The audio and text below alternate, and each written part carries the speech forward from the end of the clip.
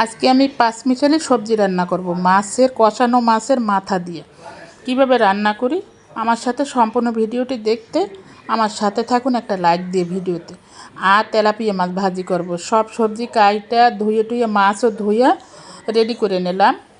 মাছের মাথা দিয়ে কষানো মাছের মাথা দিয়ে সবজি রান্না করব, তেলাপিয়া মাছ ভাজি করব, রসুন ব্লেন্ডার করব, অনেক কাজ আজকে। প্যান চুলার উপরে দিয়ে পরিমাণ মতন তেল দিয়ে মাছটা আর কি প্রথমে ভাজি করে নিচ্ছি। হলুদের গুঁড়া, মরিচের গুঁড়া আর পরিমাণ মতন লবণ দিয়ে মাছটা প্রথমে ভাজি করে নেব। আর পাশের চুলায় হলুদের গুঁড়া, মরিচের গুঁড়া, লবণ পরিমাণ মতন দিয়ে মাছটা আর কি সেদ্ধ বসাই দিছি। যেহেতু কষানো মাছের মাথা দিয়ে আমি সবজি রান্না করব। মাছ ভাজা হয়ে গেছে, এখন আমি মাছটা ভুনা করব। তেলাপিয়া মাছ কড়াই চুলার পর দিয়ে দিলাম। সামান্য একটু তেল দিয়ে রসুনটা আর কি তেলের ভিতরে ভাইজা নিচ্ছি ভালো করে। তারপরে টমেটো, কাঁচামরিচ দিয়ে ভালোভাবে আর কি ভাইজা নেব। টমেটো, কাঁচামরিচ ভালোভাবে ভাইজা নিয়ে যে প্যানে আমি মাছ ভাজি করছি ওই প্যানের ভিতরে যে তেল আছে ওই তেলটাও দিয়ে দেবো, যার জন্য কিন্তু আমি তেলটা কম দিলাম। আর এখানে আমি হলুদের গুঁড়া, মরিচের গুঁড়া, সামান্য একটু জিরার গুঁড়া, যেহেতু তেলাপিয়া মাছ ভুনা করব এখানে মশলা একেবারে আমি কম দেব। যাক, তেলটা আমি দিয়ে দিলাম। এখন আমি পেঁয়াজ কুচি দিয়ে দেব। ভালোভাবে কষাই নিচ্ছি। এই কষানিতে আমার টমেটো সেদ্ধ হয়ে যাবে। যাক, এখন আমি মাছটা উপর থেকে দিয়ে দেব। দিয়ে যে প্যানে আমি মাছ ভাজি করছি প্যানটা ধুয়ে যতটুকু ঝোল দেবো আর কি দিয়ে নেব। দিয়ে আমি মাছটা ভুনা করে ফেলবো। আমার ভাই বোনদেরকে অনুরোধ করব ভিডিওতে একটা লাইক দিয়ে ভিডিওটি দেখবেন। ভিডিওটি যদি ভালো লাগে ছোট্ট একটা কমেন্টস করবেন, তারপরে শেয়ার করে দেবেন। আলহামদুলিল্লাহ, অনেক মজার তরকারিগুলো হয়েছে, মাছ ভুনাটা অনেক মজা হয়েছে।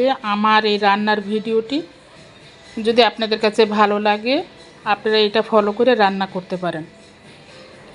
যাক, এদিকে আমি সবজি বসাবো, পাঁচমিশালি সবজি। প্যান চুলার উপরে দিয়ে পরিমাণ মতন তেল দিয়ে রসুন বাটা, পেঁয়াজ কুচি, হলুদের গুঁড়া, মরিচের গুঁড়া, পরিমাণ মতন সবজি যেটুক সবজি ওই হিসাবে কিন্তু আমি মশলা দিচ্ছি, যার জন্য কিন্তু মশলার পরিমাণটা আমি বলতেছি না। এই যে কষানো মাছের ঝোল একটু দিয়ে দেব মশলার ভিতরে, বাইরের পানি আর কি দিলাম না, যেহেতু সবজি রান্না করব তো সবজি মাছের ঝোল ঢুকে যদি তাহলে কিন্তু সবজিটা মজা হয়। মাছটা এর জন্য কিন্তু আগে ভাগে আমি কষাই লইছি। আর এই সবজির ভিতরে যদি মাছের মাথা দিয়ে দিতাম তাহলে কিন্তু কাটা কাটা হয়ে যেত, খেতে ভালো লাগতো না। কাটা বাছবো না তরকারি খাবো, তাই না? এটার জন্য মানে আমি মাছটা আলাদাভাবে আর কি কষাই নিচ্ছি। পরিমাণ মতন লবণ দিয়ে দিলাম, কাঁচামরিচও দিয়ে দিলাম। বলতে বলতে কিন্তু আমার রান্না প্রায় শেষ। এদিকে আমার মাছ ভুনা হয়ে গেছে। ধনিয়া পাতা উপর থেকে দিয়ে দেব। যে ধনিয়া পাতা দিয়ে দিছি। মাছ ভুনাটা অনেক মজা। এভাবে করে মাছ ভুনা একবার হলেও খাইয়ে দেখবেন। আমার এই ভিডিওটি কেমন হচ্ছে কমেন্ট বক্সে জানাবেন। যদি ভিডিওটি আমার ভালো লাগে, রান্নার ভিডিও কমেন্টস এবং শেয়ার করে দেবেন।